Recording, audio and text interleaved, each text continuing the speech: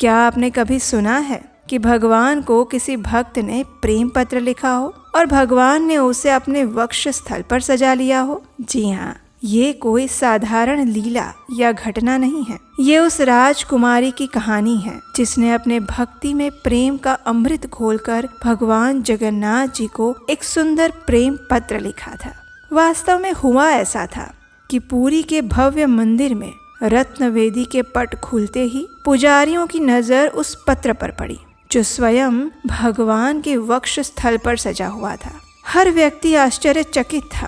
आखिर ये पत्ता यहाँ कैसे आया? क्या ये किसी साधारण व्यक्ति का कार्य था या फिर स्वयं भगवान ने इसे वहाँ रखा था? वास्तव में इस प्रेम पत्र की यात्रा एक राजमहल से शुरू हुई थी, लेकिन जगन्नाथ जी तक पहुँचने से पहले ही उसे किसी ने मार्ग में ही फेंक दिया था। अगर ऐसा था तो फिर वो जगन्नाथ जी के पास कैसे पहुँचा? यही है आज की हमारी सुंदर प्रेम कथा के पीछे छिपा रहस्य। ये कथा हमें सिखाती है कि प्रेम और श्रद्धा से लिखा गया एक शब्द भी भगवान के लिए अनमोल होता है। वे भक्ति में लिपटे हुए शब्दों को अनदेखा नहीं कर सकते, बल्कि उन्हें हृदय से स्वीकार करते हैं और अपने आभूषण के रूप में सजा लेते हैं। तो आइए आज हम सुनते हैं इस अनुपम कथा को, जहाँ एक साधारण भोजपत्र अनंत प्रेम का साक्षी बन गया। आइए आज के इस दिव्य प्रेम कथा का आरंभ करते हैं। जब जयसिंह देव और चंद्रवती श्री मंदिर में भगवान जगन्नाथ, बलदेव और सुभद्रा जी के दर्शन करने गए तो पुजारी ने उनसे कहा, हे राजन, ये जो जगन्नाथ जी को अर्पित भोग आप देख रहे हैं ना, वो कोई साधारण खाद्य पदार्थ नहीं है। इन्हें लक्ष्मी देवी स्वयं पकाती है और वो भी अपने पति भगवान जगन्नाथ जी के लिए। और फिर जब वे इस भोग का स्वीकार कर लेते हैं तो फिर वो प्रसाद विमला देवी को सबसे पहले अर्पित किया जाता है। और इस प्रकार जब ये प्रसाद विमला देवी के पास से होकर आता है तो ये महाप्रसाद बन जाता है। इसको कभी भी साधारण मत समझिएगा।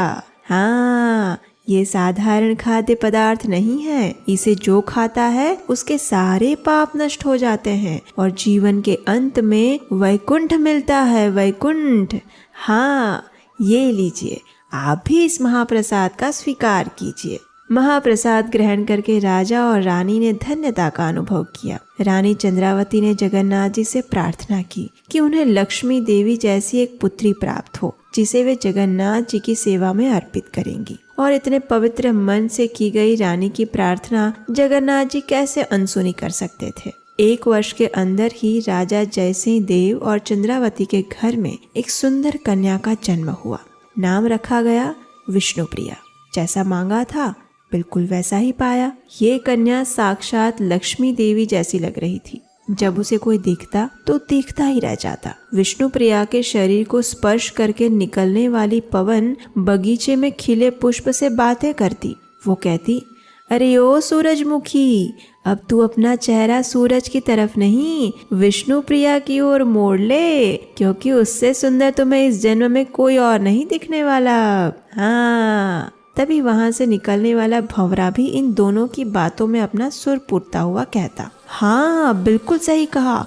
सिर्फ सुंदरता नहीं, गुण चारित्र में भी ऐसी राजकुमारी मैंने कभी नहीं देखी। उतने में पेड़ की टहनी पर बैठा तोता बोलने लगा, राजकुमारी विष्णुप्रिया की जय हो, राजकुमारी विष्णुप्रिया की जय हो। दिन और रात का चक्र समय की लहरों पर बीतता चला गया। राजकुमारी बड़ी होने लगी। एक समय रानी चंद्रवती अत्यंत बीमार हो गई। अनेकों वैद्य और चिकित्सक आए, इलाज किया, लेकिन रानी की शारीरिक स्थिति दिन ब दिन खराब होती जा रही थी।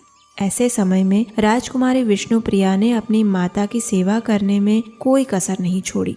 दिन रात वे उन्हीं के साथ बिताती। एक दिन जब वे अपनी माता के साथ बैठी हुई थी तो उसने राजमहल के बाहरी मार्ग पर किसी को गाते हुए सुना। उसे लगा कोई भिक्षुक होगा, लेकिन उसके गीत इतने मधुर थे कि वो स्वयं को रोक नहीं पाई। झरोखे से विष्णुप्रिया ने देखा तो कोई सन्यासी जैसा लग रहा था।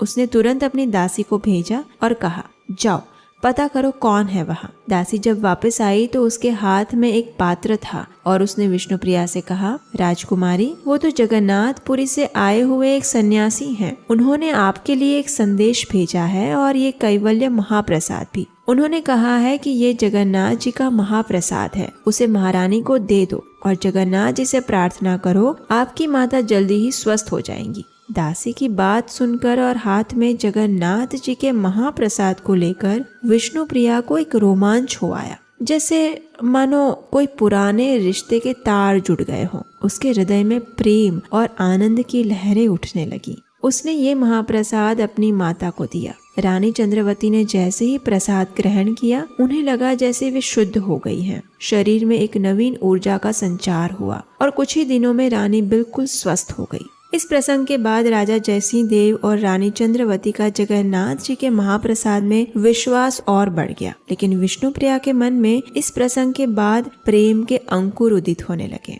मानो पूर्वरुण अनुबंध जागृत हो गया था। अब जब भी कोई पुरी से आता तो विष्णुप्रिया जगन्नाथ जी के विषय में उनसे पूछती और ध्यान से भगवान जगन्नाथ के गुणगान सुनती। एक दिन पुरी से एक पंडा जगन्नाथ जी का महाप्रसाद लेकर राजा से मिलने के लिए आता है। राजा जयसिंह देव ने अत्यंत सम्मान के साथ उनकी उत्तम देखभाल की। कुछ दिन रुकने के पश्चात जब वे वापस जाने लगे तो राजा ने जगन्नाथ जी के लिए उन्हें अनेक भेंट और उपहार दिए। लेकिन विष्णुप्रिया सोचने लगी, जगन्नाथ जी तो स्वयं लक्ष्मी देवी के पति हैं, उनके पास किस ऐश्वर्य की कमी है।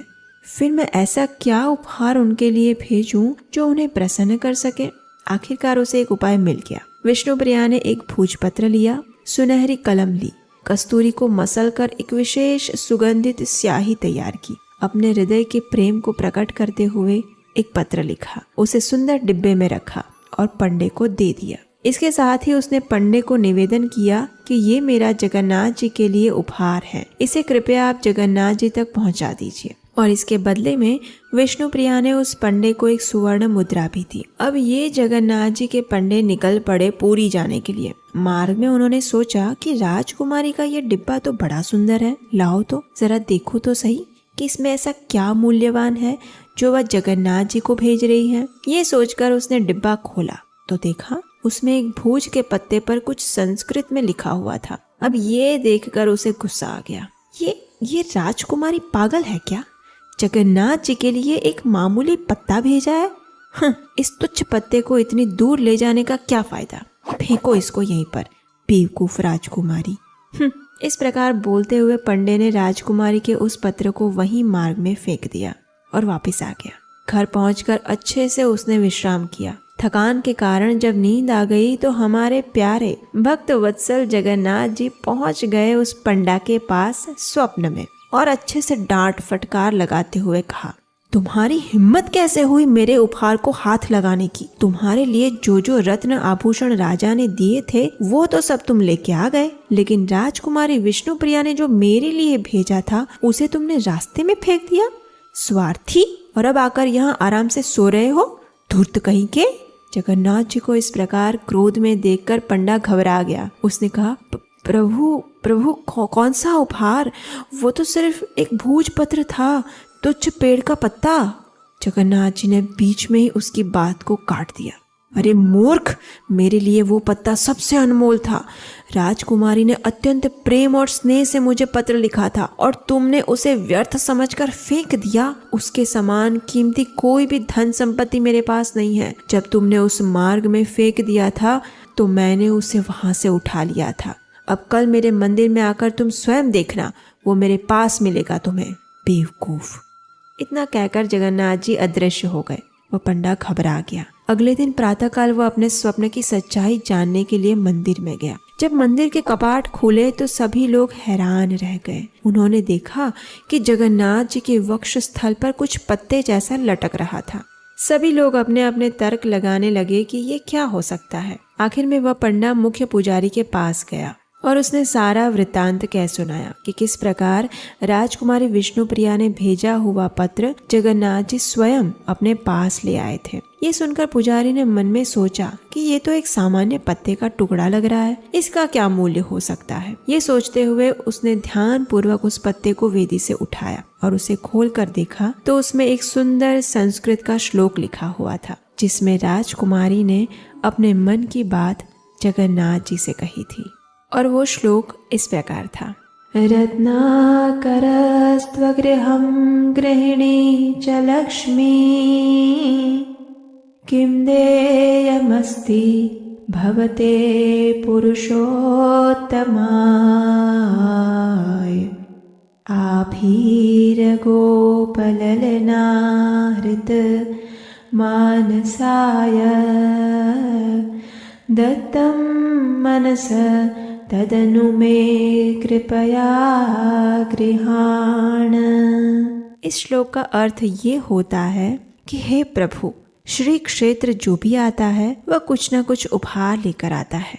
मैंने भी सोचा कि मेरे प्रेम की निशानी के रूप में मुझे भी आपको कुछ देना चाहिए, किंतु मैं क्या दे सकती हूँ? आप तो स्वयं क्षीर सागर में शयन करते हैं, जो समस्त रत्नों का भंडार है। आपकी पत्नी स्वयं लक्ष्मी देवी है, जिनकी कृपा से लोग समस्त धन संपत्ति प्राप्त करते हैं। आखिर अनेक बार सोचने पर मैंने निर्णय लिया कि जब आप वृंदावन से प्रस्थान करके मथुरा चले गए थे ना, तो उस समय वृंदावन की गोपियों ने आपका मन चुरा लिया था। इसलिए मैं आपको अपना मन दे रही हूँ। कृपया अपने चरण कमलों में मेरे मन को स्वीकार कीजिए। जब पुजारी और वहाँ उपस्थित सभी ने इस पत्र को पढ़ा तो उनकी आंखों में प्रेम अश्रु प्रवाहित होने लगे और राजकुमारी को उन्होंने प्रणाम किया। क्या आपने कभी भगवान के लिए प्रेम पत्र लिखा है? और हाँ, तो हमें नीचे कमेंट बॉक्स में लिखकर ज़रूर बताइएगा। और ऐसे ही मधुर कथाएं सुनने के लिए आपके अपने इस चैनल उपदेशाष्टकम को सब्सक्राइब कीजिए। क्या आप भी हमारे इस वैदिक संस्कृति के प्रचार कार्य में सहायता करना चाहते हैं? तो स्क्रीन पर दिए गए नंबर पर अपना आर्थिक सहयोग भेज सकते हैं। हरे कृष्णा।